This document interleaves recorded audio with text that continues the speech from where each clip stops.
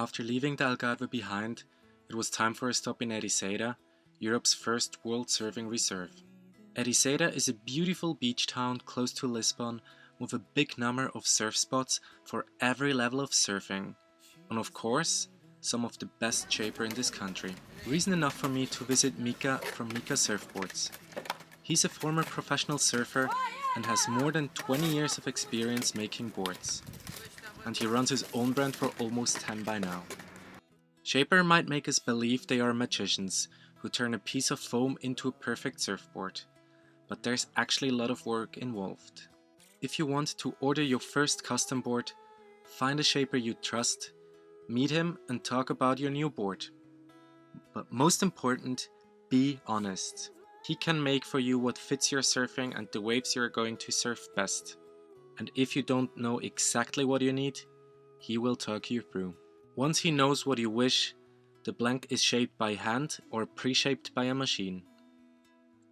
A lot of people prefer the board to be hand-shaped, talking about more soul and stuff. This is bullshit.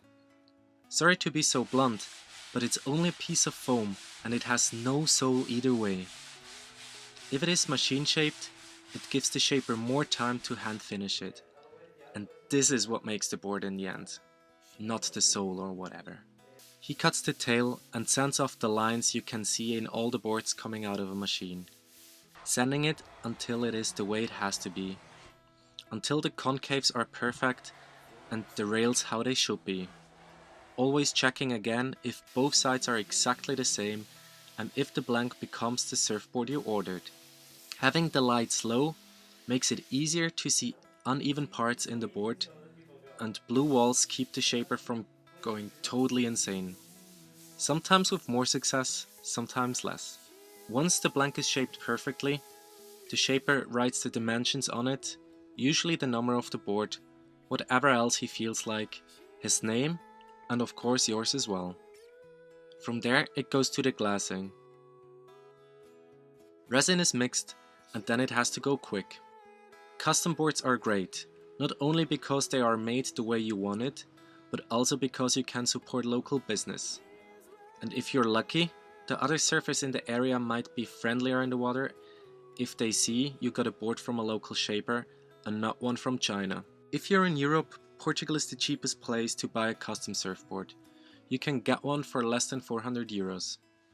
Looking worldwide, South Africa is really cheap and has great quality. Or try Peru or Costa Rica. Once the glass is hardened out, it has to be sanded and you've got your new baby.